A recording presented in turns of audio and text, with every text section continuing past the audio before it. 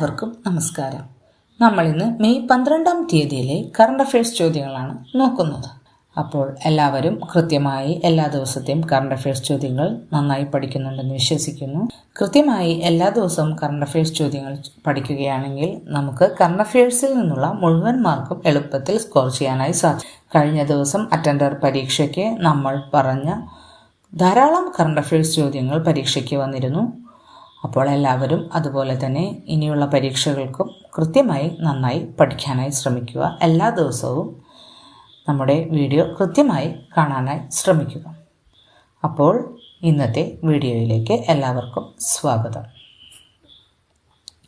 ആദ്യത്തെ ചോദ്യം, പുതുച്ചേരിയുടെ നിലവിലെ മുഖ്യമന്ത്രി? ഉത്തരം എൻ രംഗസ്വാമി. നമുക്കറിയാം 2026 കേരള നിയമസഭ ഉൾപ്പെടെ കുറേയധികം സംസ്ഥാനങ്ങളിലേക്കും കേന്ദ്രഭരണ പ്രദേശമായ പുതുച്ചേരിയിലേക്കും നിയമസഭ ഇലക്ഷനുകൾ നടന്നിരുന്നു.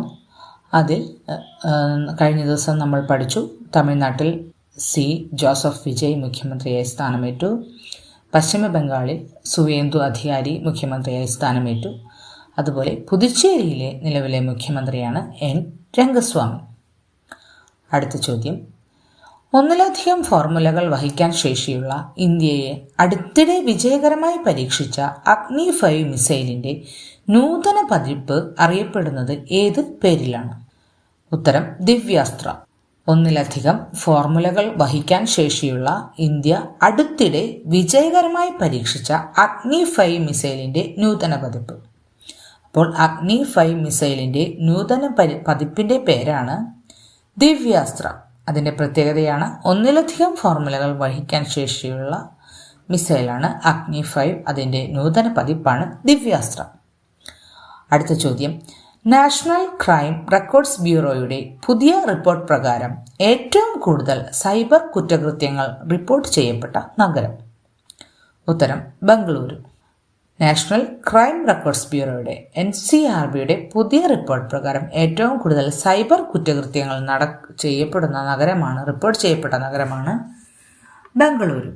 അടുത്ത ചോദ്യം, 2025 ദേശീയ പഞ്ചായത്ത് പുരസ്കാരങ്ങളിൽ രാജ്യത്തെ ഏറ്റവും മികച്ച ബ്ലോക്ക് പഞ്ചായത്തിനുള്ള നാനാജി ദേശ്മുഖ് സർവോത്തം പഞ്ചായത്ത് സതത് വികാസ് പുരസ്കാരം നേടിയത്? ഉത്തരം ഹരിപ്പാട് ബ്ലോക്ക് പഞ്ചായത്ത്, ആലപ്പുഴ ജില്ല. അതായത് ആലപ്പുഴ ജില്ലയിലെ ഹരിപ്പാട് ബ്ലോക്ക് പഞ്ചായത്താണ് 2025 രാജ്യത്തെ ഏറ്റവും മികച്ച ബ്ലോക്ക് പഞ്ചായത്തിനുള്ള നാനാജി ദേശ്മുഖ് സർവോത്തം പഞ്ചായത്ത് സതത് വികാസ് പുരസ്കാരം നേടിയത്. അപ്പോൾ കേരളത്തിൽ നിന്നുള്ള ഹരിപ്പാട് ബ്ലോക്ക് പഞ്ചായത്തിനാണ് രാജ്യത്തെ ഏറ്റവും മികച്ച ബ്ലോക്ക് പഞ്ചായത്തിനുള്ള നാനാജി ദേശ്മുഖ് സർവോത്തം പഞ്ചായത്ത് സതത് വികാസ് പുരസ്കാരം ലഭിച്ചത്. അടുത്ത ചോദ്യം, രവീന്ദ്രനാഥ ടാഗോറിന്റെ വിശ്വപ്രസിദ്ധമായ ഗീതാഞ്ജലിയിലെ 157 ഗീതങ്ങൾക്കും മലയാളത്തിൽ സംഗീതാവിഷ്കാരം നൽകുന്നത്? ഉത്തരം കാവാലം ശ്രീകുമാർ. നമ്മുടെ കാവാലം നാരായണ പണിക്കരുടെ മകനായ കാവാലം ശ്രീകുമാർ നൽകുന്നതാണ് രവീന്ദ്രനാഥ ടാഗോറിന്റെ വിശ്വപ്രസിദ്ധമായ ഗീതാഞ്ജലിയിലെ 157 ഗീതങ്ങൾക്കും മലയാളത്തിൽ സംഗീതാവിഷ്കാരം നൽകുന്നതാണ് കാവാലം ശ്രീകുമാർ. അടുത്ത ചോദ്യം, ഇന്റർനാഷണൽ ഓർഗനൈസേഷൻ ഫോർ മൈഗ്രേഷൻ അഥവാ IOM പുറത്തിറക്കിയ റിപ്പോർട്ട് പ്രകാരം 2024 ആഗോളതലത്തിൽ ഏറ്റവും കൂടുതൽ പ്രവാസി പണം അഥവാ റെമിറ്റൻസ് ഇൻഫ്ലോസ് ലഭിച്ച രാജ്യം? ഉത്തരം ഇന്ത്യ. നമുക്കറിയാം, ലോകത്തിലെ തന്നെ ഏറ്റവും അധികം ജനസംഖ്യ കൂടിയ രാജ്യമാണ് ഇന്ത്യ. ഈ ജനസംഖ്യയിൽ തന്നെ 2 കോടിയോളം ജനങ്ങൾ പുറത്ത് അഥവാ പ്രവാസ ജീവിതത്തിൽ ആണ് നയിക്കുന്നത്. ഇത്തരം പ്രവാസികളുടെ പണം ഏറ്റവും കൂടുതൽ ആഗോളതലത്തിൽ ഏറ്റവും കൂടുതൽ പ്രവാസി പണം ലഭിച്ച രാജ്യവും അതുകൊണ്ട് തന്നെ ഇന്ത്യയാണ്. അപ്പോൾ ഏറ്റവും കൂടുതൽ പ്രവാസികൾ ഉള്ള, അതായത് നമ്മുടെ രാജ്യത്ത് പ്രവാസികളായി പോയ ആളുകളുടെ എണ്ണം ഏറ്റവും കൂടുതലുള്ള രാജ്യവും ഇന്ത്യയാണ്. അതുകൊണ്ട് തന്നെ ഏറ്റവും കൂടുതൽ പ്രവാസി പണം അഥവാ പ്രവാസികൾ അയക്കുന്ന പണം എത്തിയ രാജ്യവും ഇന്ത്യയാണ്. അടുത്ത ചോദ്യം, ഇന്ത്യ തദ്ദേശീയമായി വികസിപ്പിച്ചെടുത്ത സാധാരണ ബോംബുകളെ കൃത്യതയുള്ള ആയുധങ്ങളാക്കി മാറ്റാൻ സഹായിക്കുന്ന കിറ്റിന്റെ പേര്. ഇന്ത്യ തദ്ദേശീയമായി വികസിപ്പിച്ചെടുത്ത സാധാരണ ബോംബുകളെ കൃത്യതയുള്ള ആയുധങ്ങളാക്കി അഥവാ പ്രിസിഷൻ വെപ്പൺസ് ആക്കി മാറ്റാൻ സഹായിക്കുന്ന കിറ്റിന്റെ പേര്. ഉത്തരം താര. താര എന്ന് പറയുന്നത് tactical advanced range augmentation. Tactical advanced range augmentation അഥവാ താരയാണ് ഇന്ത്യ തദ്ദേശീയമായി വികസിപ്പിച്ചെടുത്ത സാധാരണ ബോംബുകളെ കൃത്യതയുള്ള ആയുധങ്ങളാക്കി മാറ്റാനുള്ള കിറ്റിന്റെ പേര്.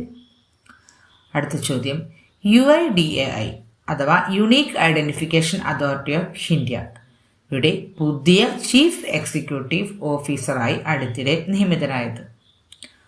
ഉത്തരം സൗരഭ് വിജയ്. ഈ UIDAI നമുക്കറിയാം, ആധാർ ഇതൊക്കെ നടക്കുന്ന മിനിസ്ട്രിയുടെ പേരാണ് UIDAI. അതിന്റെ പുതിയ ചീഫ് എക്സിക്യൂട്ടീവ് ഓഫീസറായി അടുത്തിടെ നിയമിതനായതാണ് സൗരഭ് വിജയ്. ഇത്രയുമാണ് ഇന്നത്തെ കറണ്ട് അഫയേഴ്സ് ചോദ്യങ്ങൾ. എല്ലാ ദിവസവും കൃത്യമായി കറണ്ട് അഫയേഴ്സ് ചോദ്യങ്ങൾ നമുക്കറിയാം 10ൽ താഴെ ക്വസ്റ്റ്യനുകൾ മാത്രം വളരെ കുറച്ചു സമയം കൊണ്ട് തന്നെ നമ്മൾ വീഡിയോ ആയി നൽകുകയാണ്. അത് കൃത്യമായി നിങ്ങൾ ഒന്നിലധികം തവണ കേട്ടു പഠിക്കുകയോ എഴുതിയെടുക്ക് പഠിക്കുകയോ ചെയ്യുകയാണെങ്കിൽ നിങ്ങൾക്ക് ഉറപ്പായും ഇനി വരുന്ന എല്ലാ പരീക്ഷകളിലെ കറണ്ട് അഫയേഴ്സ് ഭാഗങ്ങളും വളരെ എളുപ്പത്തിൽ സ്കോർ ചെയ്യാനായി സാധിക്കും.